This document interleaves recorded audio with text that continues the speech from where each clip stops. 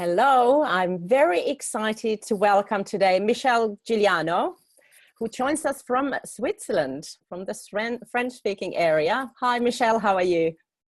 It's a pleasure to be with you, Misa. Thank you very much, and thank you for hosting this wonderful platform and forum. We're very excited about the Festival of Doers that's coming up. Thank you for coming and bringing it to Switzerland. Thank you. I'm super excited to bring Festival of Doers from London to Zurich in September. But before we talk about that, Michelle, would you be kind enough to introduce yourself and just tell the viewers a little bit about yourself and what makes you excited to get up in the morning? Well, those are different questions and quite wide. What makes me excited to get up in the morning is, of course, the chance to breathe and move my body. I like fitness, and I come from a background in sport. So I try to get out, and I've got mountains in my backyard. So that's one of my passion points is get out and breathe and move your body and feel alive every day. I think that gives a chance for active meditation, a little chance for reflection on what is it I want to achieve that day, a little bit of connection with nature and self. And with that, I find that I can propel my business forward faster with my business partner, Denise Nickerson, who you're going to get to interview and meet later.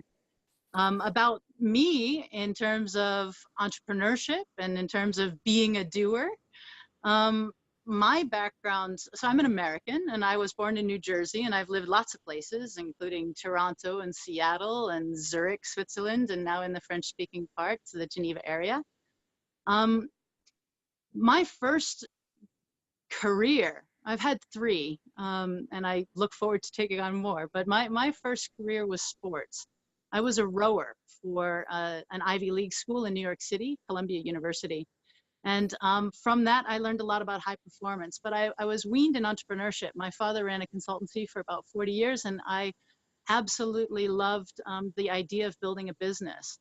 And so when I started to consume information about who am I and what do I want to do and how do I want to take high performance, you know, do I want to be the coach? Do I want to be the athlete? Do I want to be an onboard coach and do it all at the same time, right? Do I want to be a boss or an employee or sort of a consultant? In the end, I've chosen consulting. So my second career was executive search. And in executive search, I learned something that Guy Kawasaki actually says is really important, that you got to learn how to sell something if you're going to be in entrepreneurship. And so I went from high performance sports, where the lessons and the success are about setting goals, teaming, and setting a path to achievement. And in sales, it was highly collaborative in this environment. I worked with a teammate, and together we were number one and number two on any given day. And that was after only 1 year learning this business. So I got confident that I could learn new things, and I got confident that as a 26-year-old, I could place C-level executives and talk with them. They never knew my age, but I made a lot of money. And I think that was a 26-year-old success measure. And I think that that's changed. And then my third career is with entrepreneurship and innovation. And in that career, or that professional channel, I've helped others raise money. I have helped position technologists with sales talent and done the business development of that. And then I launched a product-based company before doing Salt Consulting.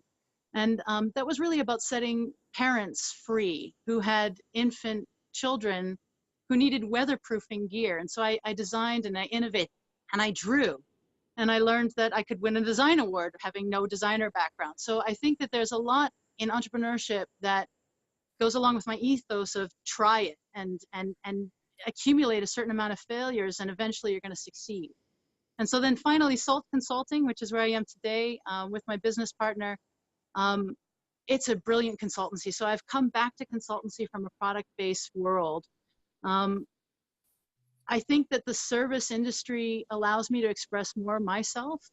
And so we do coaching, we do facilitation, we do event planning and event management. We make meaning happen. And in that way, I think we're very excited to be collaborators and partners with the Festival of Doers.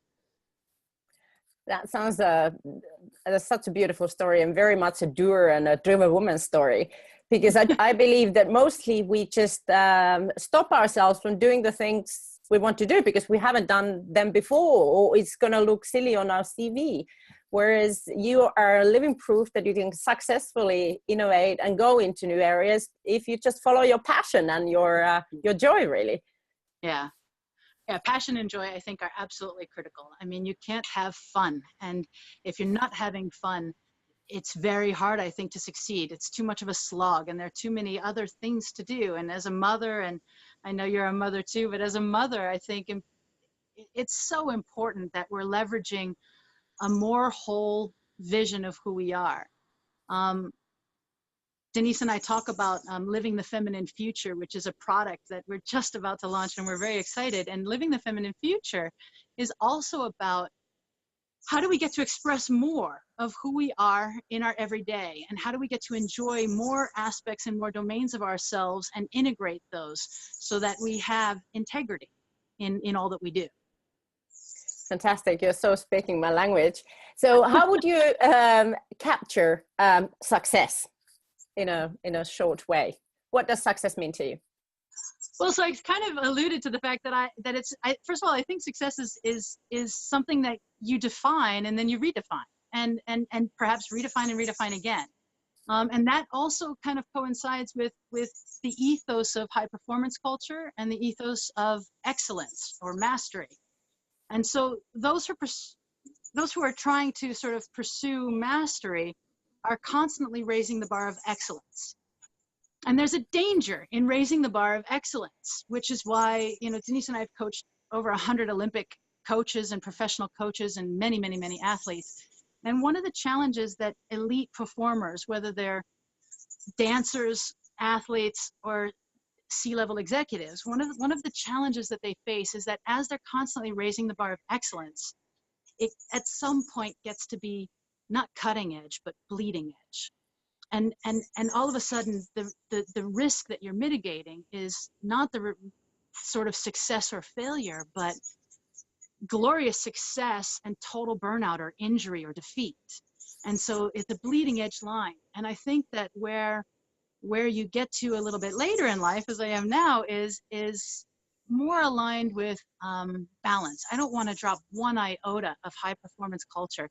And at a cellular level, excellence and mastery is something that I personally seek and I crave and I want and I hunger and I thirst after, but not at the expense of my children, my values, my character, my dignity or my ethics or my business partner or where we're going, our sort of driven focus and focal point.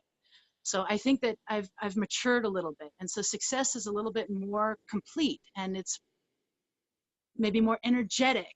And money is certainly energetic. I mean, there's a lot that you can do with it. You can give more, you can create more, you can further your products and services, you can find peace and wholeness, but there's more to success. Is that a definition? That's a beautiful definition. Thank you. Can you talk a little bit about the obstacles? I mean, you've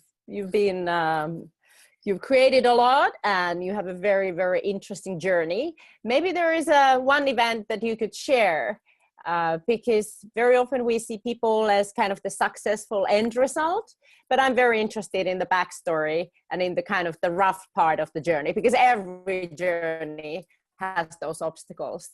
Yeah. Well, I'll tie it into a story real quickly. When I left consulting, I left it with great clarity that it was not a sustainable or scalable business model for me. And in my 20s, I applied a tremendous amount of jet fuel to take flight and become, one of the top 1% to 3% of executive search consultants in North America. So I was billing, I was serving, I was completing projects, I was doing great. And it was getting easier, but it wasn't enough. And I got this idea that you get when you start entering into the entrepreneurship world or the self-help world about business building. I started thinking this thought that, okay, we want to have recurring revenue. We want to have a business that functions when I'm not at work. And so I thought, okay, I'm going to build a product-based business. So Boulder Kids, this business that I had before, was very successful by many measures. I sold it in 7 countries. The products really did set parents free. They were built extremely clean, green, ethical here in Europe, of 4-way stretch fabulous material that was waterproof to the 20,000 degree and breathable. So very large 12-kilo babies at 6 months were cool and warm enough in winter, right? It fit, it did amazing things, and it's really set parents free. But one of the challenges of that product-based business, and one of the challenges innovators face, is it's just one challenge, but that's timing. I launched this product literally 7 years too early. 7 years, you could say, okay, she's an innovator, that's great. She sold it, that's great. She won awards, that's great. But I also did one other failed thing, or one other inadvisable thing. I don't know that it's so failed, but it was inadvisable. And that was launching a product that basically sits in between two industries, the baby industry and outdoor sports. And I knew that women, when I started in sports, we didn't have any products cut for women. I don't know if you know this. I don't know how old you are. You look very young.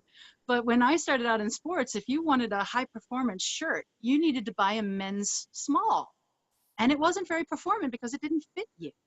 And so I watched the industry in outdoor sports. Suddenly the shops are filled with 50% women's clothing and 50% men's clothing. And I watched the age come lower. And I talked to the people, and I realized they really want products for not just kids, but toddlers. And they really want products not just for toddlers, but for carried babies. So I thought, yes, I'm at the right time. I'm at the right place. I had the market feedback. I thought it was going to be perfect. But in fact, outdoor sports, people are very ready to read the labels. And the buyers in the outdoor sports industry, the people who are going there, are dads or fathers or men. They're still in the shops more than women. They still care more about gear and performance and whether or not they're going to make it all day long and be comfortable. They're more interested in that than by and large the women. Whereas in the baby sector, it's got to be cute, it's got to be pink, it's got to be fluffy, it's got to feel good against my baby's skin, and mothers are buying. And so I found out that even though I sold to high-end baby shops and high-end outdoor sports shops, I had two different customers. And while I was setting fathers free, everybody from skiers to sailors, who are now able to have a whole day on the mountain with their baby comfortable and acclimated and not getting frostbite, 70% of my customers were men, and I thought I was pitching to women like me. I didn't realize how rare people like me are. And I think that's a lesson for founders everywhere. We tend to fall in love with our product or our service, and we think that everybody's going to love it.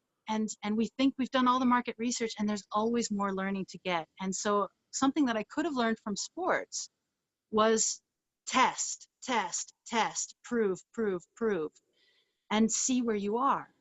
And so I think what I've learned as I've matured in entrepreneurship, and something that Denise and I absolutely do with Salt Consulting and all of the products that we have, is I'm much faster to put it out there, be transparent, test it, and see, is the market liking it?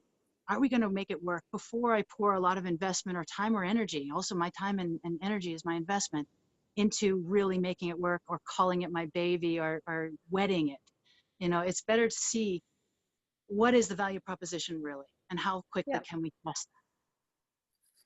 So some of the women watching, some of them maybe entrepreneurs, some of them thinking of career chains, or maybe just some other upgrade in their life right now. Maybe sitting there sort of not quite sure what they want. I want something different. I want a bigger life, but not quite sure how to get started. You've started many things. Some things went better than the others. What would be a top tip for somebody who's looking for that new direction and wants to create something new for themselves? How to get started, how to get over that kind of fear of failure or procrastination? Yeah, well, number one is join a women's group, actually. And this is new research for me. And this isn't just lip service for driven women or anything that we're designing. I think that the new research is showing that increasingly women are isolated. Whether we're in scientific fields, whether we're running our own businesses, whether we're moms, we're isolated. And to a certain degree, we end up being peerless in that isolation. And what the research is showing is if all you want is a salary increase in your current job, not that that's an all or nothing thing, but if that's what you most want, the number one way to get it is join a women's group. because in so doing, somebody who meets on a regular basis, some group who is going to challenge you, it doesn't need to be your in-house corporate mentorship program, but it can be. Increasingly, we're seeing that women, when we get together, we propel one another forward and we help make it possible to imagine something bigger and brighter.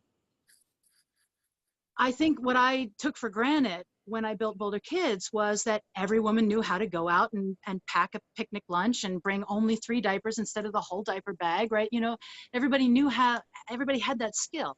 And what I realized as I was selling the products at that time was that I needed to be the guide by the side. Here in Salt Consulting, we see, as we're dealing with leading women, people who have, their children have just gone out the door, they've achieved a lot in their life, they have the financial resources, and they're at that point in time where they want to give back. And I ask this question of them because one of the number one ways they want to give back is they say, well, I was so privileged, I had the scholarship program, or I went to this school and I want to go create that in my home country. I live in international Geneva, right? So people are from somewhere else by and large. And they want to give back in that one tiny, finite, insular way. And I would like to expand that. And so recently we've been talking with people about, well, hold on, you've got these skills. You know what a good deal looks like. You've been an investor. You know, maybe one of the ways you could give back is right here locally and leverage your skills, which by the way is your passion, right? You know, because some of them say, well, I have this passion, but what I want to do. And so I think what's happened to women is we've been socialized to think that only this build a school or a scholarship program option is available to us. And we have so many options and so many ways in which we can help a local NGO to land that chief sponsor, or, you know, and propel a whole organization forward without our own gumption. And some of that comes down to valuing ourselves and valuing our skills and not taking for granted who we are and what we've learned and how we got here, which it's so easy to do because it's easy for us, whatever is our skill or talent, it's easy for us, so we do take it. So I think when you get in those women's groups, you can relax, you can let down your guard, and if you don't know who you are, someone's going to shine a mirror in a very bright and beautiful way and help remind you or re-expose you to some of your talents and strengths. And it can give women the confidence that they need so that when their senior leader comes and offers them that job that they don't think they're ready for, somebody could say, hold on, what are you talking about? Of course you're ready for it. Remember, you did this, this, this, this. And so I think we get those accountability partners in women's groups that not only help us do and achieve, but help remind us that we have already done and achieved so much and we're ready. Exactly. And this is exactly what happens in Dreamer Woman in our life working groups. And it, as you said, it doesn't have to be even the person from the same industry or from the same professional level. It's just the fact that your mindset has been expanded because you hear these stories, and because somebody else has gone up for a job that they were afraid to do. And then when it's your turn, you go, yeah, I'm going to give it a go as well. Or it happens with starting a business or starting a blog or starting anything new. When you've seen it done, and you know that these people are going to support you, it's magical what happens. Yes, but if I may, I'll just take one thing more from my sports background, because there are women on this lead or receiving this video who do play sports. And if they aren't playing sports, please pick one and start. And if you're a mother, please get your children involved in sports. And it doesn't matter the sport, individual or team sport. And the reason why I'm such an advocate for sports and body movement is it is a competitive advantage that men have over us when we don't play sports. The competitive advantage that I find is in exactly the unwritten rules of the corporate world. For those who are in the corporate world, the unwritten rules, I think women often don't realize that when they get tackled, that it's a confrontation that they need to handle. So somebody comes over to the water cooler and says, you just fired those 2 people and you're hiring 4 more. I think you're doing a bit of empire building. And women go, am I doing empire building? and they may get a guilty conscience, as opposed to realizing, hold on, if that guy's willing to say that to me to my face, what is he saying when I'm not around? And hold on, I cut 2 staff, but we reorganized the organization. And by adding these 4 people who aren't as expensive as the other 2, we're doing this, this, and this, and our vision. And remember, you approved it, right? And so if we don't remember how to block and tackle or learn, then we don't realize that by the time we come to our quarterly review or our performance review, period, that if we haven't blocked and tackled along the way, we don't have a chance to score on the goal. Not the sports analogies, but I think that it helps me to realize that feedback is just feedback. It's not negative or positive, it's just perspective and information we need in order to get to the next level or to get critical eyes on ourselves. And most of the time we aren't doing this. We aren't filming ourselves. We aren't recording what we say, what we do on a daily basis. And in the sports arena, if you miss the ball, you've missed the ball. So the feedback is immediate. You got to go run after it and catch it and tackle and take control again. And so I think that the more and more we can build in the feedback loops in our lives and in our circles and with our employees and with our teams, and make no mistake of it, if you're a solo entrepreneur, you can build a team. But you can build in feedback loops with your accountant. You can build in feedback loops with your partners. And as you do so, you can gauge, how am I doing? And stop a little bit of that founder's mentality that sometimes cripples people. Sorry, that went on long. That's okay. That's okay. I think there's a lot of really useful, beautiful information and inspiration. Thank you so much, Michelle. Can't wait to meet you in Zurich, 14th of September. And yes, see you there at Festival of Doers. We're going to have a great time. Thank you so much for this interview, Misa. Have a wonderful afternoon. You too. Thank you.